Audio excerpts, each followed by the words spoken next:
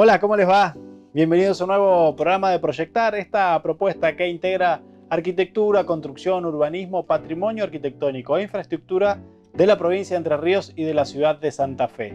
En el programa de hoy vamos a centrarnos en dos temas, pero que vamos a conocer en profundidad porque son muy interesantes. Uno tiene que ver con un desarrollo, un emprendimiento, un desarrollo urbanístico de la empresa Pilaí. San Tomás es la nueva propuesta de Pilaí, realmente algo que sorprende por sus dimensiones. Vamos a conocer en profundidad el impacto que va a tener un proyecto como este que ya se está construyendo, que ya se está comercializando y que realmente en la zona de Cantris de Santo Tomé, en las afueras de Santa Fe, tiene una envergadura que sorprende por la cantidad de hectáreas de este pueblo verde que será San Tomás. También en lo que tiene que ver con patrimonio vamos a conocer un edificio de la ciudad de Paraná que tiene una gran historia, pero no sorprende por su arquitectura. No es algo imponente en cuanto a lo constructivo, pero sí encierra muy ricas historias y también obviamente que es un lugar patrimonial que debe ser puesto en valor. Estamos hablando del ex seminario conciliar, la actual Facultad de Ciencias Económicas de la Universidad Nacional de Entre Ríos. Con el arquitecto Marcelo Olmos vamos a recorrer la historia de este edificio, desde su construcción hasta la fecha. Vamos a conocer las distintas obras de arte que encierra en su interior y la escultura que obviamente se destaca y que resume un poco la importancia de la historia de este edificio. Esos temas en el Proyectar de hoy. Las siguientes empresas e instituciones presentan Proyectar. El súper de la construcción. Presentes en toda tu obra. Vitrex, industrialización del vidrio, distribuidor oficial Basa y Blindex, integrante de la red Ecoglass. Best, venta de materiales eléctricos, ingeniería para obras de media y baja tensión. Banco de Entre Ríos, acá para vos. WP Construcciones Especiales y Steel Frame. Materializamos tus sueños. Centro de la Construcción en Seco. La construcción en seco por los especialistas. Delegación Entre Ríos de la Cámara Argentina de la Construcción. Construyendo para el desarrollo de la provincia. Y en este primer bloque vamos a empezar conociendo lo que tiene que ver con San Tomás, este desarrollo urbano de la empresa Pilaí, que es el proyecto más ambicioso de Pilaí en sus 45 años de historia. Todos conocemos la trayectoria que tiene Pilaí, tanto en la provincia de Córdoba como en la provincia de Santa Fe y también en la ciudad de Paraná. Pero Pilaí siempre se ha caracterizado por los desarrollos inmobiliarios en las ciudades, desarrollos urbanos, edificios en altura.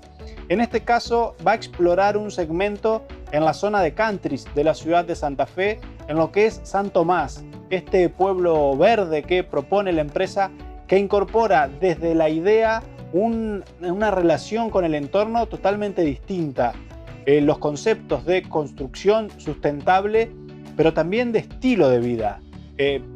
San Tomás se propone como un lugar para vivir donde la circulación se solucione dentro del mismo predio. Por eso el concepto de pueblo verde con lugares de servicios comerciales, como pueden ser los comercios del día a día y también los servicios bancarios, pero también servicios de salud, servicios educativos que puedan llegar a resolver lo que una familia necesita para vivir dentro del propio complejo, para evitar justamente el traslado centro-periferia que muchas veces termina siendo problemático en la organización cotidiana y tiene su impacto obviamente en las estructuras de las ciudades. Por eso San Tomás es más que un barrio privado, es un proyecto que desde el inicio se piensa con un master plan y en sus diferentes zonas y sus diferentes propuestas se plantea justamente este objetivo de englobar muchos servicios y de ser una propuesta distinta que sea mucho más que un desarrollo inmobiliario. Luis Trento, CEO de Pilaí, nos va a contar cómo nace esta idea y cómo son las diferentes etapas de la construcción de San Tomás. San Tomás es un emprendimiento que nosotros empezamos a idear y planificar por el año 2000, fines de 2012, principios del 2013, con el que en ese momento era el CEO de la empresa, que era Gonzalo Crespi, que hoy es director. Y empezamos a apuntar a salir un poco del casco céntrico, a buscar un proyecto donde la gente pueda encontrar algo más que únicamente la vivienda, sino un espacio de recreación, de vida sana, de generar una urbanización sustentable, que se puedan optimizar los recursos, vivir el espacio verde, bueno, algo diferente que creemos que en Santa Fe no se había hecho todavía. Y bueno, esa fue la idea principal y el comienzo de San Tomás. Este emprendimiento está dividido en varias etapas. Va a tener una zona de lotes individuales, unifamiliares. Después va a haber una etapa de condominios, que son viviendas multifamiliares. Y después hay zonas comerciales, ¿no? Hay una zona 2 y una zona 1. La 1 es la que nosotros pensamos desarrollar en un tiempo más lejano. La zona 2 seguramente más cercano va a ser, porque la idea es desarrollar tema de educación, salud y algunos servicios en esa zona.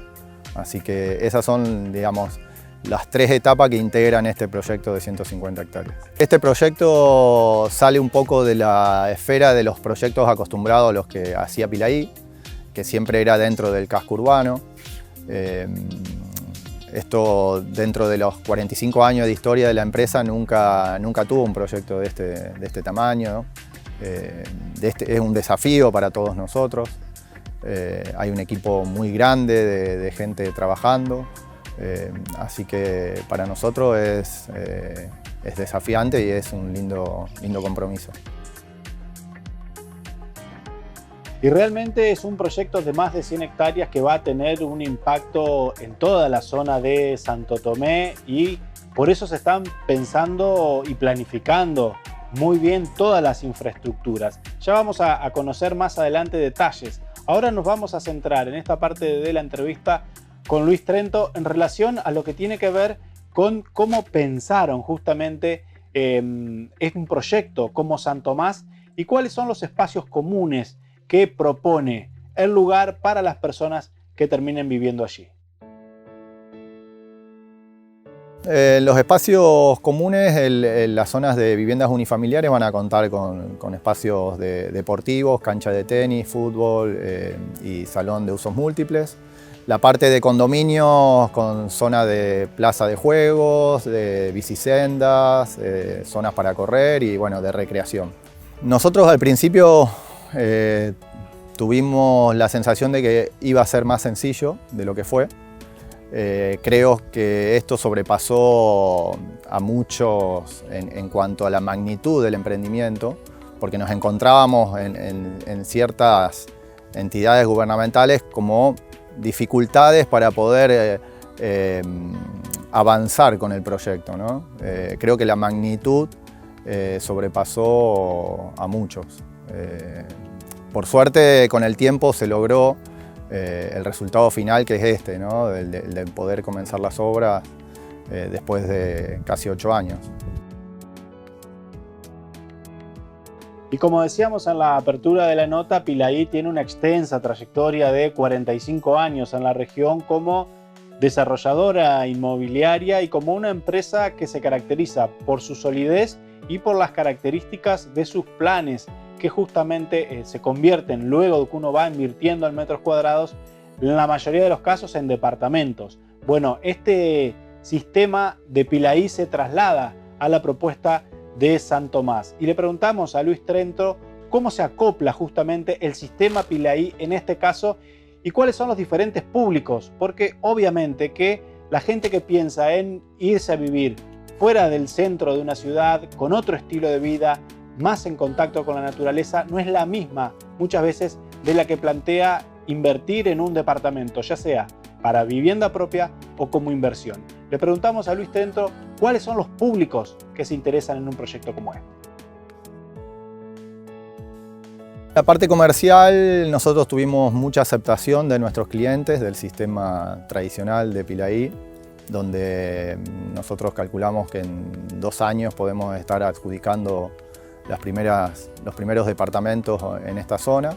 Así que en nuestra cartera fue muy bien recibido el emprendimiento y hay mucha gente que nos está acompañando en el tema del loteo, y de la zona comercial también ha despertado mucho interés. Es bastante amplio porque al estar sectorizado nos encontramos con que se puede convivir un público de diversas características, diría. Yo creo que el que viene acá es porque tiene una filosofía de vida más que económica. Pasa más por ese lado, el de querer integrar parte de la naturaleza, el de convivir en este entorno. Creo que es ese el perfil del público. Y como venimos remarcando, el proyecto San Tomás es mucho más que un country o un barrio cerrado de los que hay en la ciudad de Santa Fe.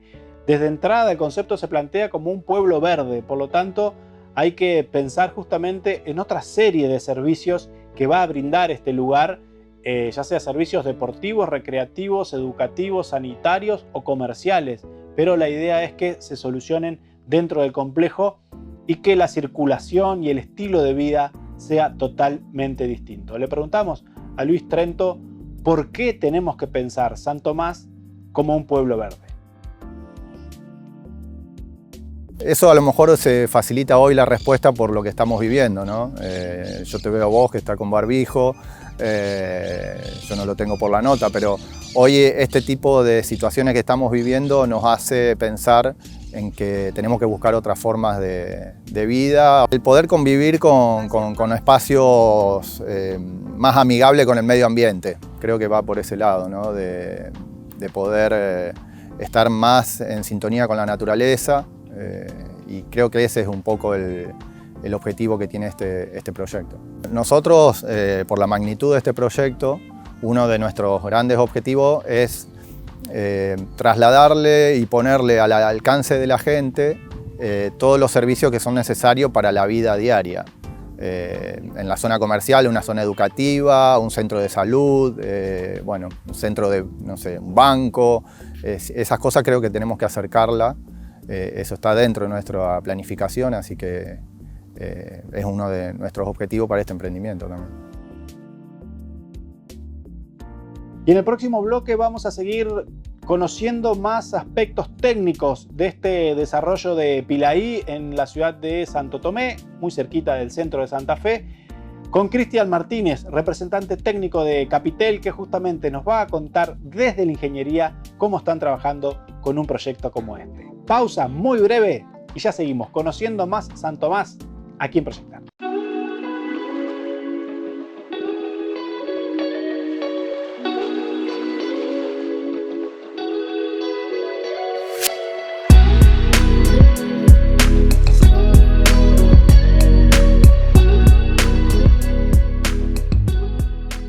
Cámara Argentina de la Construcción, Delegación Entre Ríos, desde 1959, construyendo para el desarrollo de la provincia. Encontranos en nuestras redes sociales. BEST. Venta de materiales eléctricos. Ingeniería para obras de media y baja tensión. Armado de tableros. Automatizaciones. BEST, distribuidor oficial de Schneider Electric, Connex2, STEC, Phoenix Contact, Finder y Tecnobox.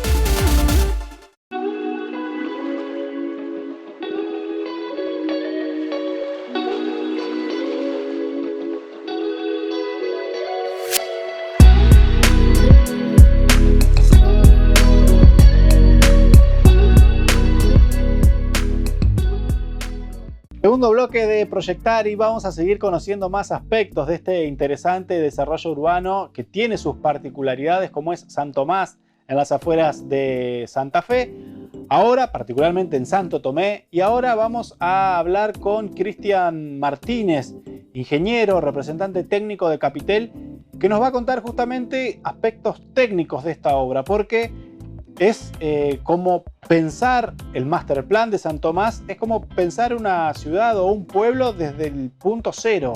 ¿En qué aspectos hay que tener en cuenta desde la ingeniería para dotar de infraestructura una obra de esta envergadura?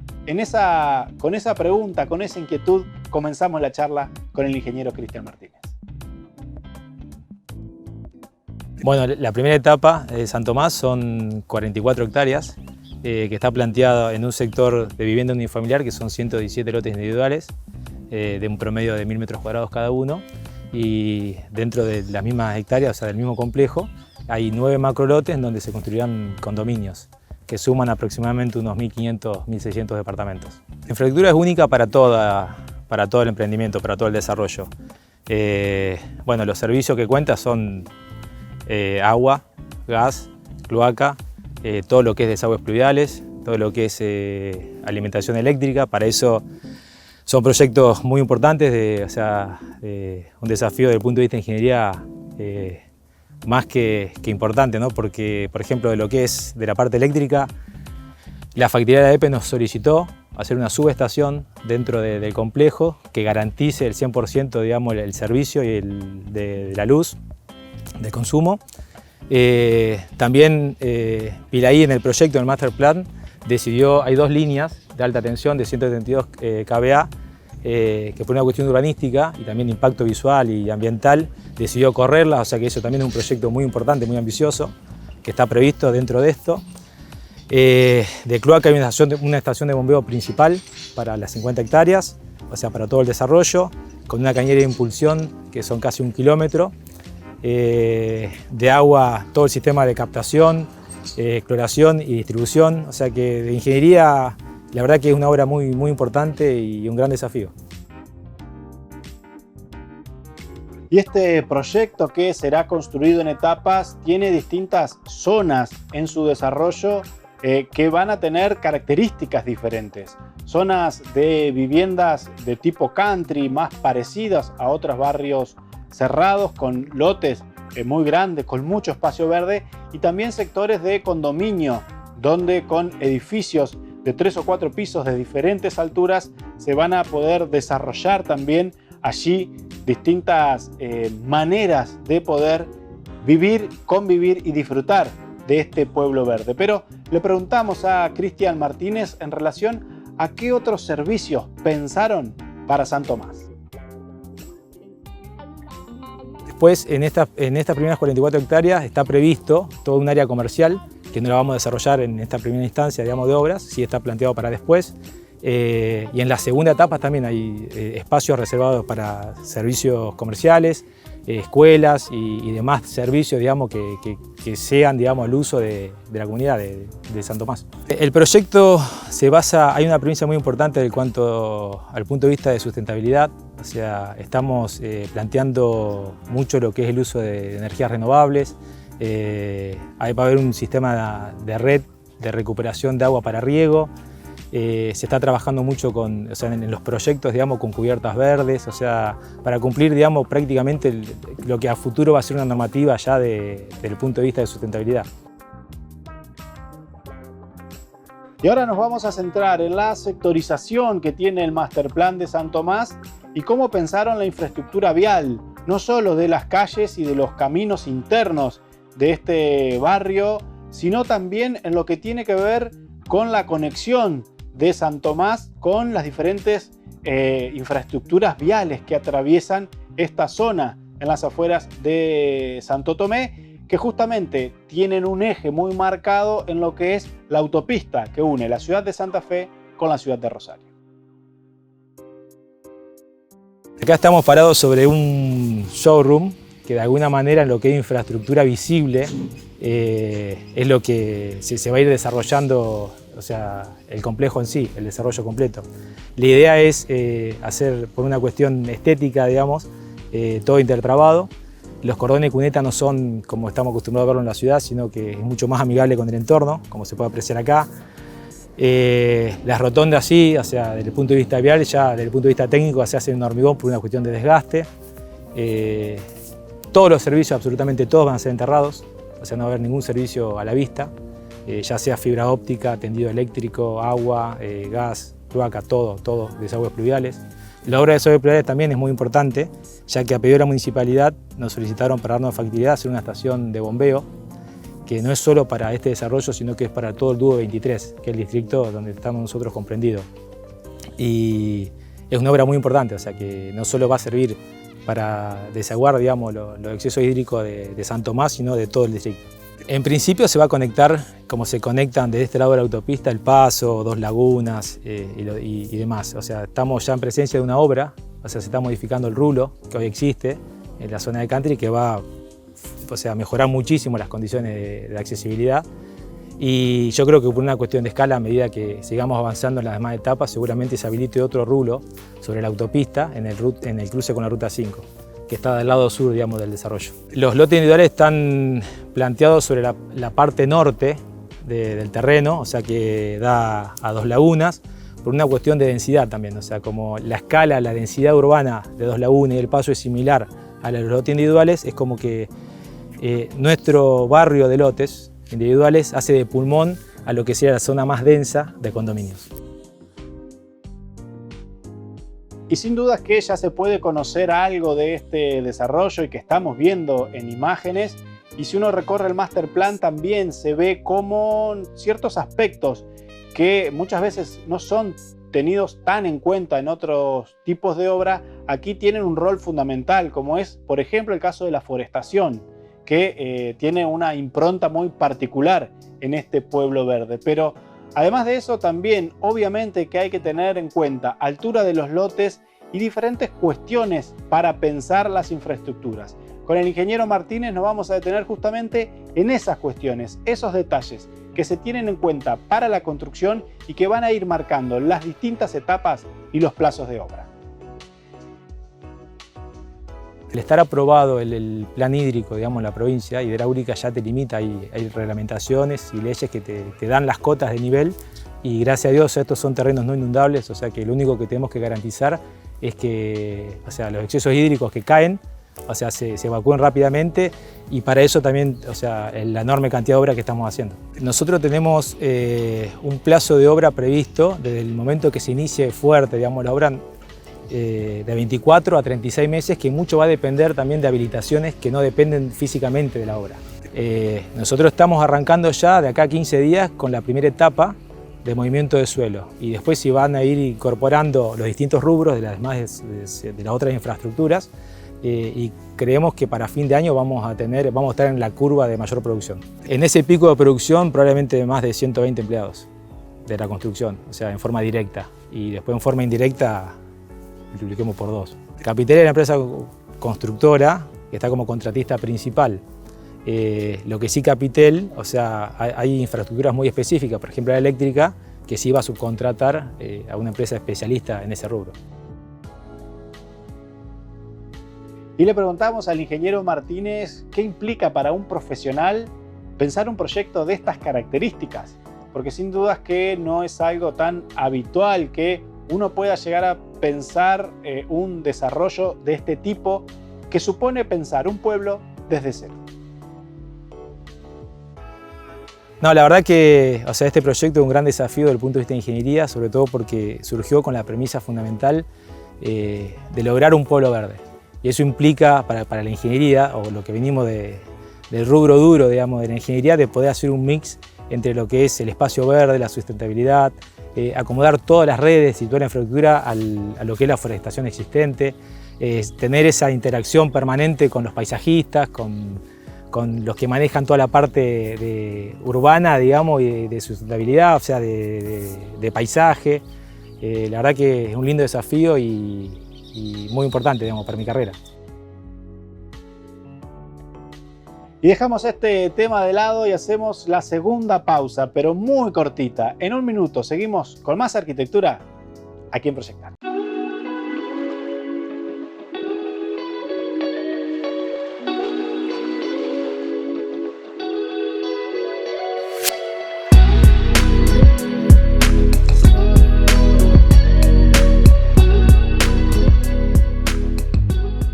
Centro de la construcción en seco, cielos rasos, tabiques, revestimientos, steel framing. La construcción en seco por los especialistas.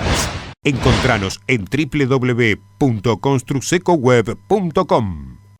WP Construcciones Especiales y Steel Frame. Materializamos tus sueños. Ingeniería, cálculo estructural, arquitectura y diseño. ejecución y dirección de obras nuevas, reformas o ampliaciones, eficiencia, rapidez y confort para las nuevas formas de habitar.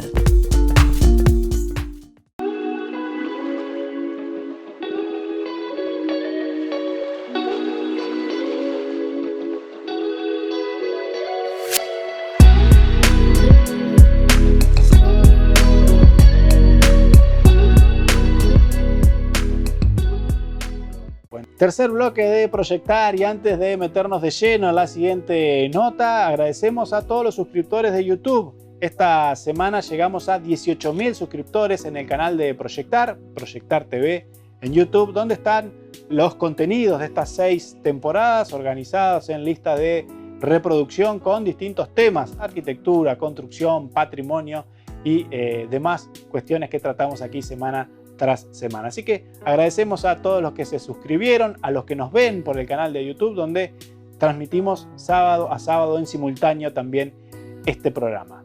Ahora sí, nos vamos a centrar en la nota que viene, que tiene que ver con el patrimonio, con un edificio patrimonial de la ciudad de Paraná que no es de los más lujosos, pero tiene la particularidad que lo construyó el mismo arquitecto que la Catedral de Paraná y que el Palacio Episcopal, que son dos edificios patrimoniales muy característicos, con mucha simbología, muy cargados y muy lujosos en cuanto a su construcción. Aquí un proyecto más austero, el edificio del ex Seminario Conciliar, actual Facultad de Ciencias Económicas de la Universidad Nacional de Entre Ríos. Esta historia del edificio, pensado a mediados del siglo XIX y construido a fines de ese siglo, nos va a contar el arquitecto Marcelo Olmos, y nos vamos a ir metiendo de a poquito en toda su historia. Este edificio, el ex Seminario Conciliar, fue planeado hacer, o digamos, resuelto hacer por una ley de 1858, porque digamos, al crearse la diócesis del litoral, una de las cláusulas obligaba al Estado Nacional a hacer un seminario para proveer de sacerdotes a la diócesis. Por supuesto que no se hizo en forma inmediata. Sí, unos años más tarde, este terreno lo dona una señora que se llamaba Ana Rams de Folt. Ella pertenecía a una familia muy prominente de Paraná, muy bien económicamente. Dona este terreno, y el obispo que estaba entonces, que se llamaba Gelaberi Crespo, empieza a construir una parte del edificio, pero recién empieza. El edificio es diseño, obra del arquitecto Arnaldi, el autor de la catedral y del Palacio Episcopal, que era el arquitecto favorito de Gelaberi Crespo y después de todos los que siguieron. Es un italiano que llega a la Argentina, nacido en Liguria, muy bien formado, y está relacionado de muchas formas con Paraná, y es muy curioso porque, por ejemplo, él hace en Buenos Aires el Teatro Onarrubia. Onarrubia era un empresario teatral paranaense que trabajaba en Buenos Aires. O sea, todo se relaciona con todo. Es increíble cómo se va armando, digamos, el rompecabezas. Posiblemente por recomendaciones llega Arnaldi a Gelaberi Crespo. Él plantea este edificio, lo plantea enorme, ¿no es cierto?, cubriendo la manzana entera, con 3 plantas sobre calle Gualeguay, porque las diferencias de terreno se lo permitían. La planta baja destinada a servicios, el primer piso, la planta de ingreso, se planteó un vestíbulo, 2 salas de recibo, un salón de acto con capacidad para 1000 personas, la capilla para 900 personas, 8 aulas, y 2 patios. Los 2 patios estaban destinados, uno a los seminaristas y los otros a los alumnos no residentes, o sea, el seminario recibía alumnos que no iban a ser sacerdotes. La planta alta tenía los dormitorios, tanto de los alumnos, de los internados, como de los profesores y sacerdotes. Bueno, cuando Gelaberi Crespo se fallece, ya se preveía la separación de Santa Fe de la diócesis de Paraná. Con lo cual llega el nuevo obispo, que se llamaba Rosendo de la Lastra y Gordillo. Bueno, de la Lastra y Gordillo dice, me quedo sin seminario, me quedo sin sacerdotes, y en 1896 pone la piedra fundamental, a pesar de que ya había una parte construida, y se empieza a levantar este edificio. Y ahora el arquitecto Marcelo Olmos nos va a contar sobre el proceso de obra de este edificio. Un edificio que se construyó muy rápido para la época, allá por 1896, y que tuvo en su financiamiento fondos nacionales, pero también fondos de la propia iglesia, lo que nos marca la importancia que tuvo esta institución por aquellos años en la ciudad de Paraná, ya que la iglesia, con la venta de varios lotes dentro de la ciudad, muchos céntricos a las propias familias que habían edificado, pudo financiar un edificio de esta magnitud. Recordemos, fines del siglo XIX, es un edificio muy antiguo que sorprendió a propios y extraños por la magnitud de su construcción. Ya en el terreno, cuando se inaugura, en una nota de un diario de la época, dice, ya había, en el momento de la piedra fundamental, había 500.000 de ladrillos amontonados ya listos para empezar, porque esto tenía que ser veloz, a una velocidad terrible. Y efectivamente, 2 años después, trabajaban 15 oficiales albañiles y un ejército de cucharas, digamos. O sea, esto se tenía que levantar a un ritmo veloz, ¿no es cierto? Y el obispo llama a los padres escolapios, que ya tenían experiencia, era una orden que se dedicaba a formar sacerdotes, que vienen y se instalan acá en Paraná, ¿no es cierto? Y empiezan a trabajar. El edificio en sí nunca se terminó, desgraciadamente. Es muy sobrio. Arnaldi, que era un arquitecto que planteaba fachadas muy elaboradas, acá hace todo lo contrario, es muy, muy sobrio. ¿Por qué? Porque la imagen de todo este tipo de residencia, llamemos seminario, convento, tenía que ser lo más sobria y despojada posible. Era una cuestión de imagen y Arnaldi, por supuesto, la hizo así. Y entre los tantos detalles que encierra este edificio, uno central es la diferencia entre el proyecto que proyectó el arquitecto Arnaldi y la construcción final. Un edificio que se construyó en solo 2 años, pero que no se finalizó tal como fue pensado. El arquitecto Marcelo Olmos nos va a contar ahora los porqués de esta decisión. Tenía una torre, sobre la capilla iba a tener una torre de más de 25 metros que no se construyó. Yo creo que fallecido de la Lastra y Gordillo, un poco se detuvo el ritmo, tal vez por faltas de fondos, tal vez porque, aunque parezca increíble, ¿no es cierto? Cuando uno entra a este lugar, se imagina esas habitaciones gigantescas que eran dormitorio y los chicos tiritando. O sea, yo creo que en 1900 ya funcionalmente estos edificios ya habían quedado fuera de época. Entonces tal vez decidieron que no valía la pena seguir invirtiendo y parar, digamos, el ritmo. De cualquier forma, este edificio es fantástico en su tamaño, en su significado. Tiene, que ya lo van a ver ustedes, es un patio. El patio, aparte de los 2 que mencioné, tiene un tercer patio, que es donde después se va a hacer un homenaje a de la Lastra y Gordillo, que es la pieza, la joya escondida de Paraná, digamos.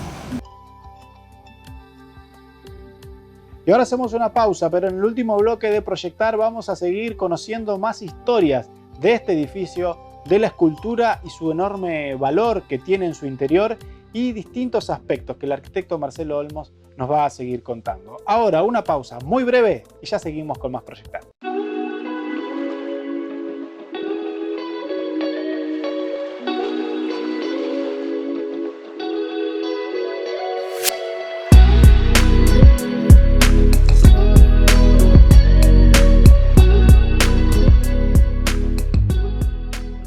Cámara Argentina de la Construcción, Delegación Entre Ríos, desde 1959, construyendo para el desarrollo de la provincia. Encontranos en nuestras redes sociales. Después de tantos años de mantener limpio el honor de esta familia, puedo decir con orgullo que este ciclo llegó a su fin. Sin más vueltas, me despido de todos. Es hora de dar lugar a lo nuevo. Banco Entre Ríos te da un préstamo personal para lo que necesites. Acá, para vos.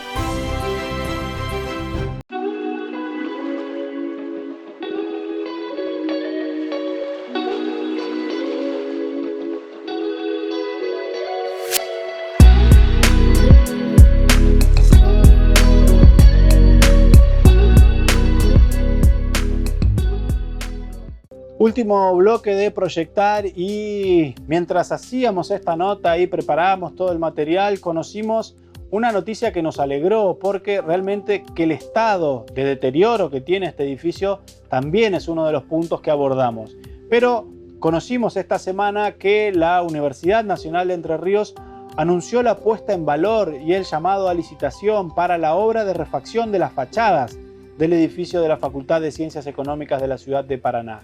Una obra que va a empezar por los frentes de las calles Urquiza y La Rioja, y que tiene como objetivo no solo poner en valor estas fachadas, evitar el deterioro y también las filtraciones y los problemas, obviamente, que el agua provoca, la humedad, sobre las estructuras del edificio y sobre distintos espacios en su interior.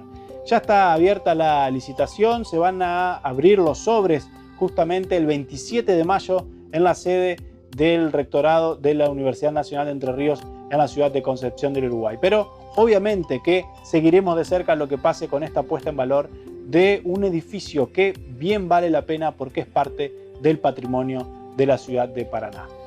El arquitecto Marcelo Olmos nos va a contar ahora una historia que tiene que ver directamente con este edificio, porque encierra un poco lo que sucedió con la muerte del obispo que construyó el edificio.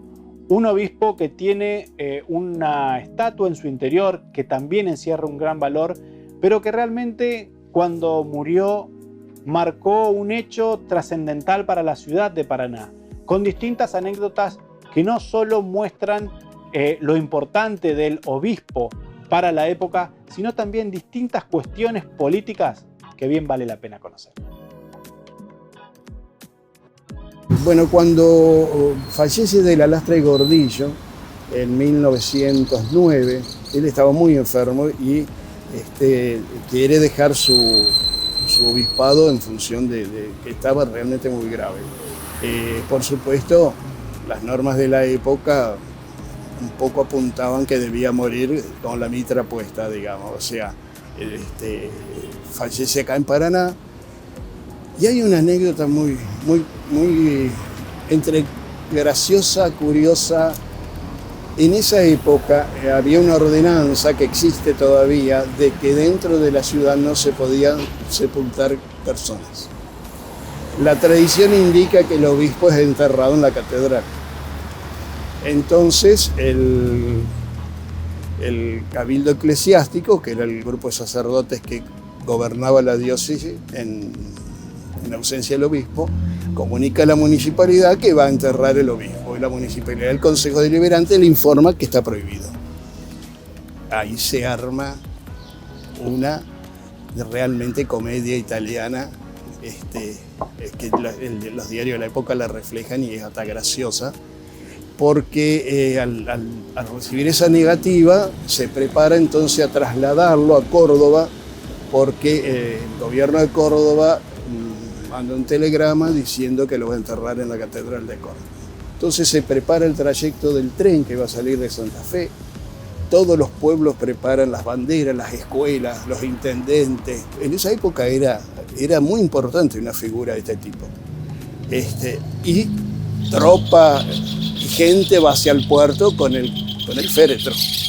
Mientras tanto, en Paraná no había mujer de cierto rango que en ese momento no estuviera ahorcando al marido para que fuera a protestar. O sea, el gobernador, que en ese momento era Parera, decide poner fin, yo supongo que harto de que la familia lo acosara, decide poner fin al incidente.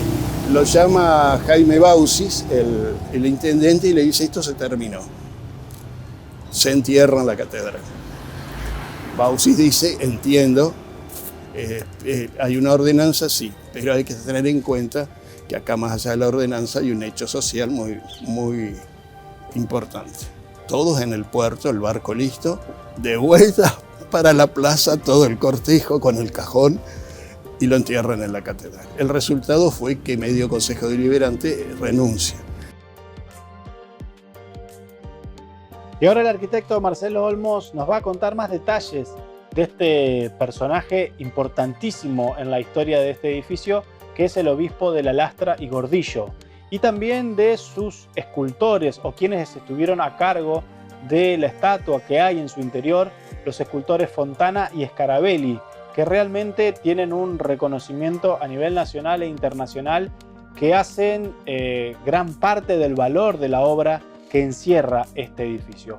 Una obra financiada por la Liga Patriótica, por la donación de Aurora Ramírez y distintas cuestiones que marcan un poco también el espíritu de época y la importancia que tenía una institución como la Iglesia por esos años en la ciudad de Paraná. La señorita Aurora Ramírez dice, vamos a hacerle un homenaje al obispo. Entonces, por supuesto, toda su tropa de señoras salen a recaudar fondos y logran reunir una suma muy importante. Eligen a Scarabelli Fontana, una firma de Rosario, que era muy importante porque la burguesía rosarina de origen italiano, en un 70%, hacía unos panteones que uno los puede ver en el cementerio El Salvador de Rosario, espectaculares.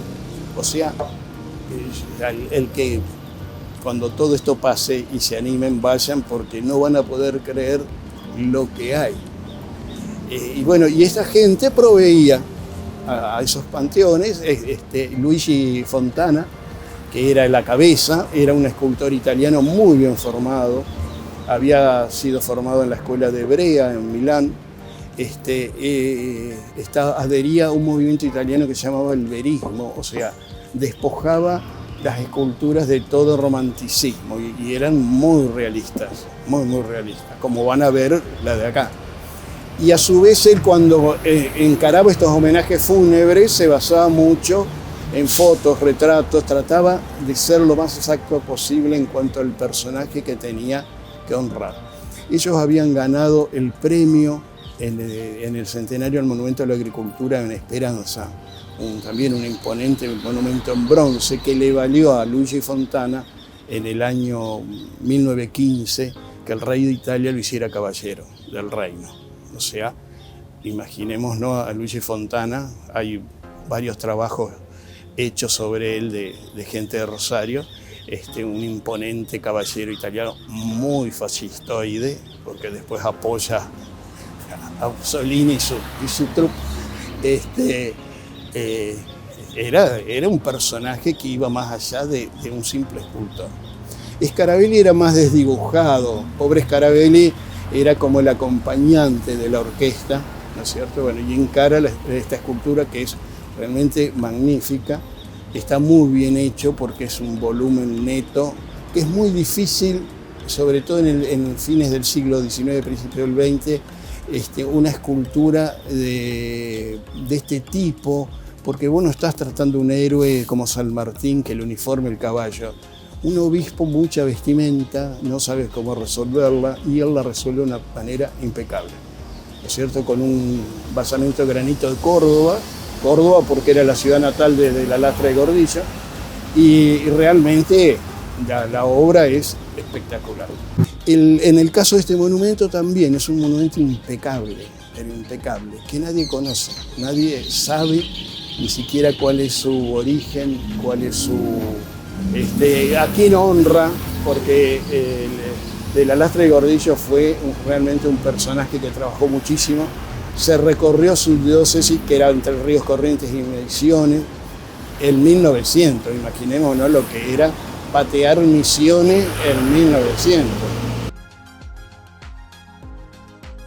Y en esta última parte de la nota nos vamos a meter en lo que tiene que ver con los años más recientes de la vida institucional de este edificio, con el cierre del seminario, la construcción de un nuevo seminario en la ciudad de Paraná, y lo que impactó también en su momento para el ejido urbano de Paraná en ese entonces, de construir más allá de la Plaza Alberdi, lo que implicó este edificio como extensión de la ciudad, y también cómo cambió de manos a llegar a ser lo que es hoy un edificio que está a cargo de una facultad nacional como es la Universidad Nacional de Entre Ríos.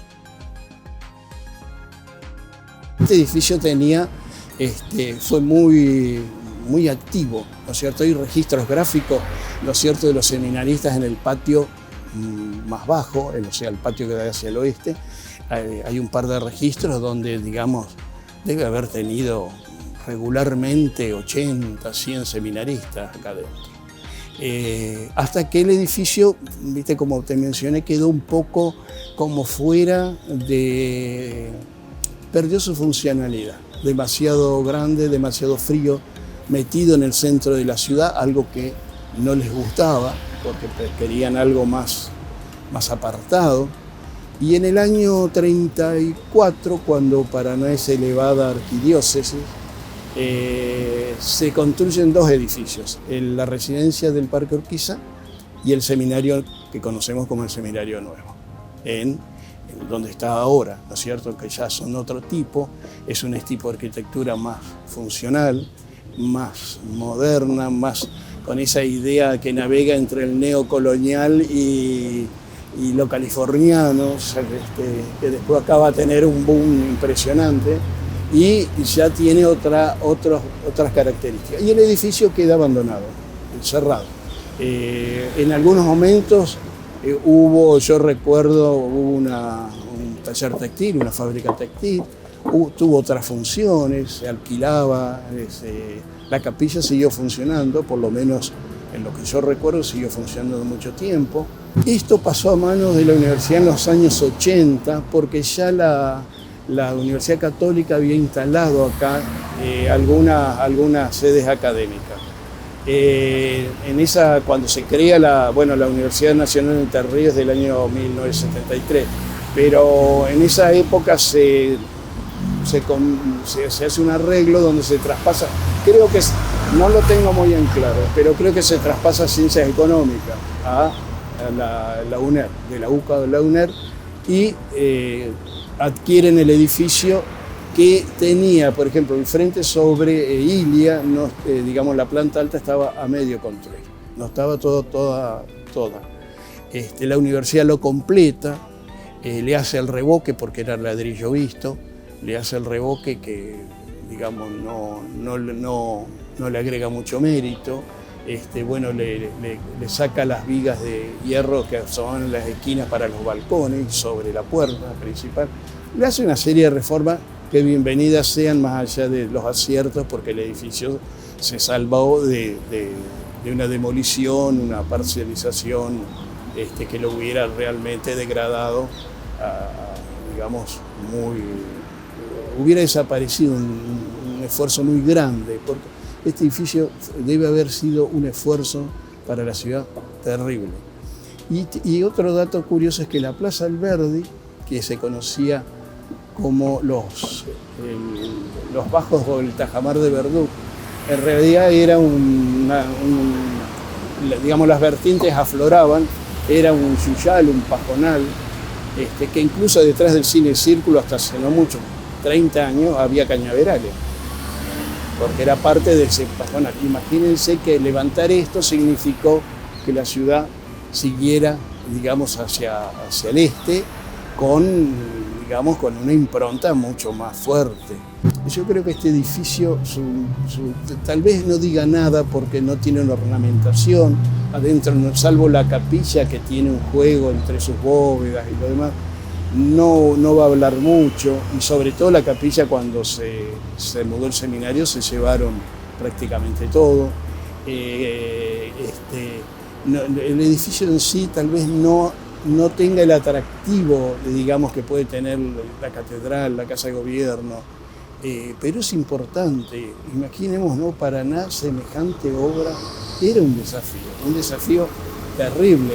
para construirlo, para hacerlo funcionar y para el destino que tenía, que era un establecimiento educativo. Las siguientes empresas e instituciones presentan Proyectar.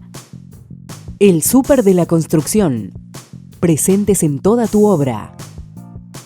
Vitrex, industrialización del vidrio, distribuidor oficial Basa y Blindex, integrante de la red Ecoglass. Best, venta de materiales eléctricos, ingeniería para obras de media y baja tensión. Banco de Entre Ríos, acá para vos. WP Construcciones Especiales y Steel Frame. Materializamos tus sueños. Centro de la Construcción en Seco. La construcción en seco por los especialistas. Delegación Entre Ríos de la Cámara Argentina de la Construcción. Construyendo para el desarrollo de la provincia. Y llegamos al final del Proyectar del día de hoy. Esperamos que lo hayan disfrutado tanto como nosotros. Recuerden que pueden revivir todos los contenidos en nuestras redes sociales, en nuestro canal de YouTube y en las cuentas de Facebook e Instagram de Proyectar. Nosotros, como siempre lo hacemos, los instamos a seguir cuidándonos en el medio de esta pandemia que no nos da respiro ni descanso. Ventilemos los ambientes, usemos barbijo y mantengamos la distancia social como 3 herramientas de cuidado que tenemos que seguir acentuando día tras día. A seguir cuidándonos y a seguir disfrutando de más arquitectura y más construcción, en este caso la semana que viene en el próximo Proyectar. Chau y nos vemos la semana que viene.